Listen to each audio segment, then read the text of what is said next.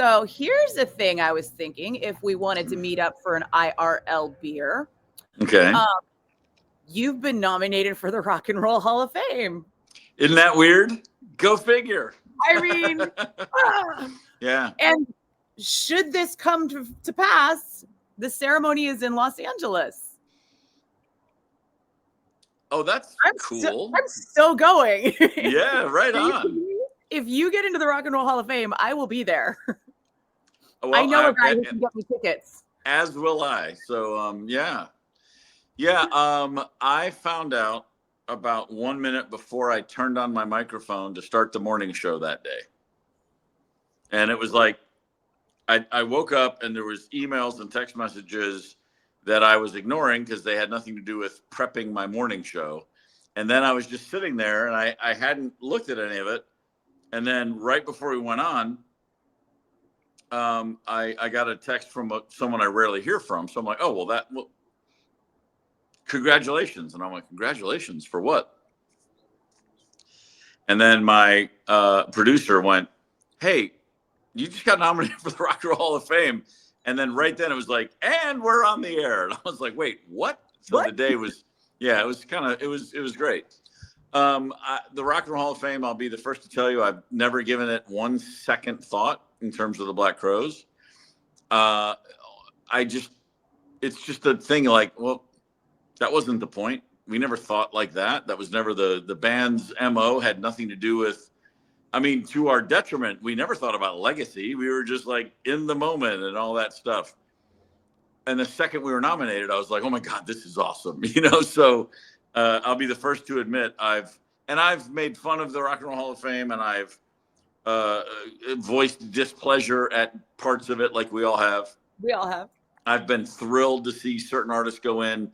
I've made fun of artists who've gone in. Just because I'm still a fan, and you're just like, this isn't my Hall of Fame, or well, this isn't how I would do it, all that stuff.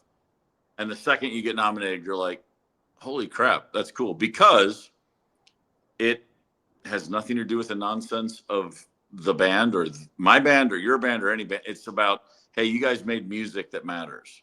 And that's truly what just kind of washed over me. And it was like, man, we were, not that I was unaware of it, not that I haven't appreciated it, but it was great to be acknowledged for, there was a time when you guys were great, and maybe you'll get in and maybe you won't, but just being recognized actually was really cool. And it's been fantastic. I feel like it's the ultimate lifetime achievement award, honestly, outside of the life well lived and the things that, really matter in life. But when it comes to like industry accolades. Oh, for sure. I guess if people who get like a Grammy Lifetime Achievement Award, that's pretty incredible. But that's one person every year, and if you better be Quincy Jones or somebody, you know what I mean? It's like that's like who, but the same kind of thing. It's really more just because it is a lot of our peers. It's a lot of people in various roles in the industry, but it's those people going, hey man, that was actually significant what you did. And it sounds like every horrible Oscar or Emmy speech, but just being nominated really is that's the reward. Like, oh, you guys remembered that. Thank you. That's really cool. And if we get in, that'll just be like, wow, right on. Good for us. And it's all of us, and it speaks to the fact that we were a great band and a group of us did great work for a while, and it's remembered and appreciated. So that's awesome. I am beyond excited. Plus, it's a great class. I agree. Nominees. I couldn't believe Bad Company had never been nominated. I was stunned that Billy Idol had never been nominated. I just assumed Joy Division and New Order were already in. I thought I was surprised that Oasis. I knew they weren't in, but that still is the dumbest thing in the world, because no rock band who's put out their debut album since 1994 has ever been close to as big as Oasis worldwide. That's more of an American not knowing what they're dealing with thing. Yeah.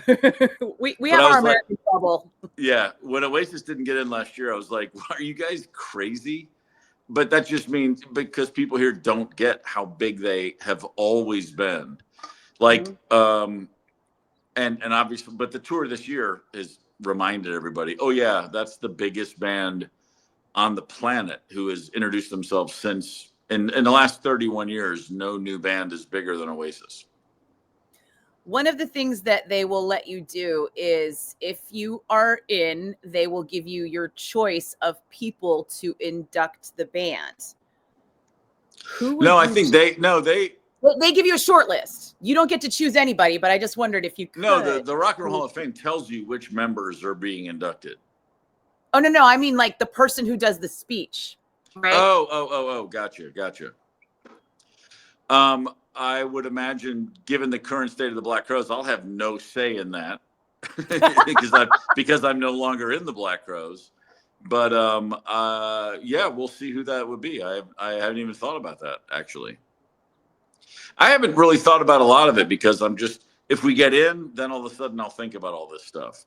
But for right now, I'm legitimately happy and humbled that, like, oh wow, we're on that list. That's really cool.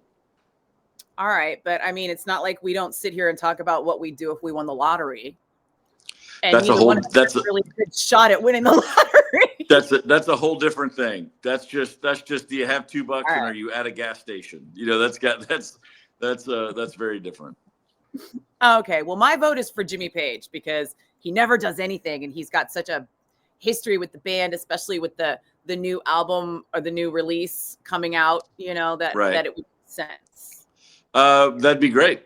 That'd be awesome. I don't know if he's. Honestly, I haven't even thought about. This is the first time that's even crossed my mind. But obviously, that would be fantastic if we got in, and if Jimmy Page inducted us. Of course, what's a dream come true that I didn't even think to dream. I'm so excited for you. Yeah. And do you think it has anything to do with like Jan Wenner being gone, that all of a sudden these classes of bands that are being nominated just feel like they make more sense? Nobody's looking at it and going, what? I think there's a lot of changes since he was gone in terms of, I imagine while he was there, it turned into a situation where there was a lot of people that wouldn't even suggest certain things. Like he sort of ruled over it with an iron fist from what everyone says. I don't know. I have no inside information, but I think that I think that over the last few years, there's been a lot of, why is Dolly Parton going in? Why is Willie Nelson going in? Why are these hip hop artists going in? I haven't asked those questions. It makes perfect sense to me. There's nobody more rock and roll on planet Earth than Willie Nelson. So of course he should be in. And like this year, Outkast is nominated. They should absolutely 100% be in. They were incredible. And you know, what rock and roll originally represented, it's been a long time since that moved away from rock and roll bands. So the people who are shaking this, the culture up, the people who are, scaring your parents, it's not rock bands anymore. You know what I mean? So I get that. But I would imagine maybe there has been, and I've heard several people anecdotally saying, well, everyone's just wants more rock. We got to get bands like Bad Company. They've never even been nominated. How's that possible? Everybody on planet Earth knows how many Bad Company songs like the back of their hand, 7 or 8 at least. And Foreigner just went in. Foreigner just went in last year.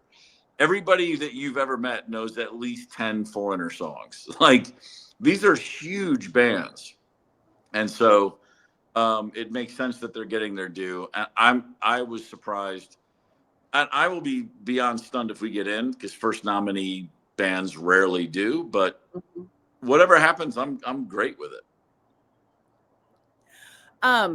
On the downside of music, did you see that there's a silent album being released as protest with a bunch of British artists while they're working on the British AI legislation right now? I did not see that, but whatever. Yeah. I'm probably all for it. It's like Annie Lennox and a bunch of Brit artists, like a chunk of Brit artists. And I guess they had actual engineers record empty studios. So it's song after song of just empty studios being recorded without musicians. And it's to kind of put it in the zeitgeist so that while they're working on legislation, regulating AI, somebody says something, and I was like, well, we're not going to have any AI legislation in this country. So yeah, what that's pretty happened funny. there? Man, that's funny. I wonder if was it Fish? Some band like 10 years ago put an album up on Spotify that was just 10 songs of silence, and they asked all their fans to stream it. Like, or it was Wolfpack, or it You was one of those. you It told was me about somebody. that. It was a band I had never heard of. Maybe it was Wolfpack, one of those. But it was like, and they just told their fans, "Hey, stream the living daylights out of this so we can make some money and Mhm. it'll save on our tour costs." So it makes sense that everybody would recognize the all this new technology and all the AI stuff. For every 9 people that say no, don't be afraid, it's like there's one person who goes, no, you should be, and here's why, and that always makes more sense to me than the 9 people saying it's no big deal.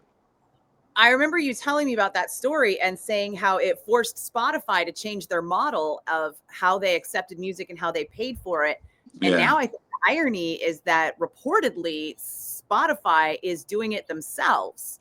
They are using some kind of I forget which country, but one of the Nordic countries has like an AI subscription service where they're creating fake artists and using AI to make the music and using AI to create fake profiles and fake band names, and they're slipping them into Spotify playlists.